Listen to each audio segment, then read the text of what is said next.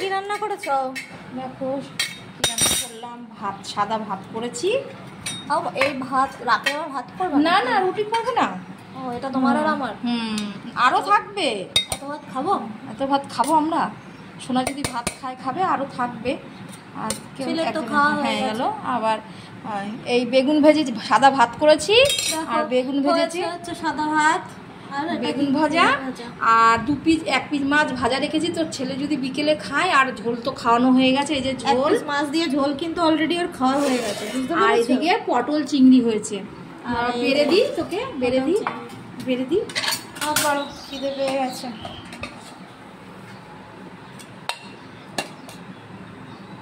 লেবুটা খুঁজছি, লেবুটা খুঁজে পাচ্ছি না। আজকে আর ভালো লাগলো না, গরমে না। ভাবছিলাম একটু টক ডাল করবো, জানিস তো, আর ইচ্ছা করলো না। ভাত এই দিয়ে হয়ে যাবি নি, আর কিছু লাগিবি না নে।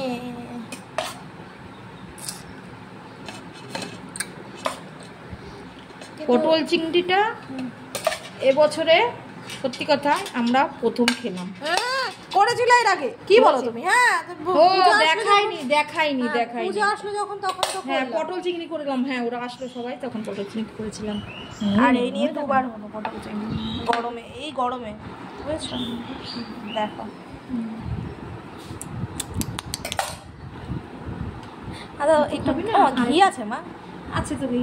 তাহলে আমি একটু বেগুন ভাজা দিয়ে ঘি দিয়ে। আচ্ছা ঠিক আছে, ঘি দেবো। এবার তরকারিটা তুলে নিলাম। বাবুর জন্য তুলে রাখো তরকারি, ঘাটাঘুটি পড়বে। আরও কিছু করতে হবে, না করলে তো এই খাবে না। এই দিয়ে আর কিছু না, দেখি রুটি তরকারি, ক্যাপসিকাম আছে, ক্যাপসিকাম দিয়ে রাতে কি ক্যাপসিকাম দিয়ে আলু দিয়ে তরকারি করো? ক্যাপসিকাম দিয়ে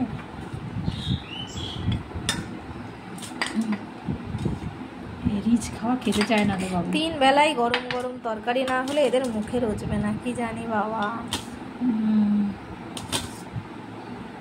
3 বেলায় গরম গরম তরকারি লাগবে।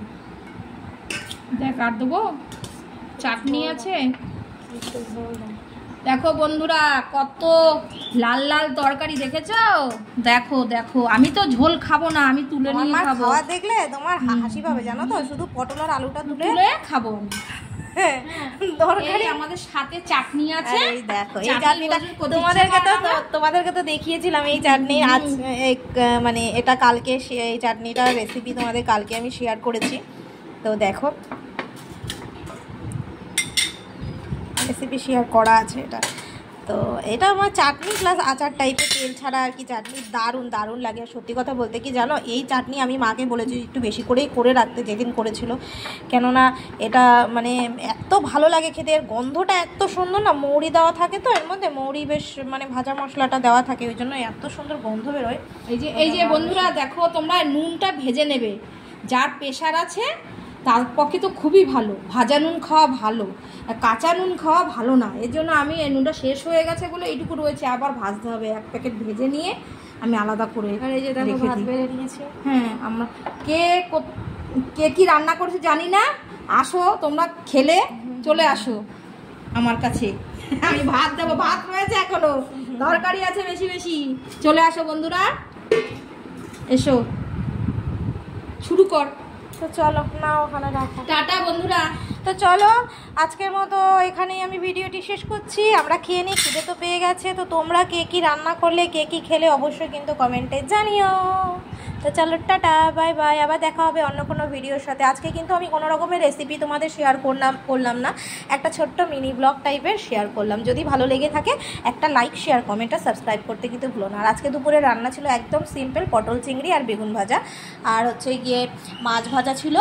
তো ছেলের জন্য 1 পিস মাছের ঝোল দেখো করেছে, তো সেটাকে ছেলেকে তো খাওয়ানো হয়ে গেছে।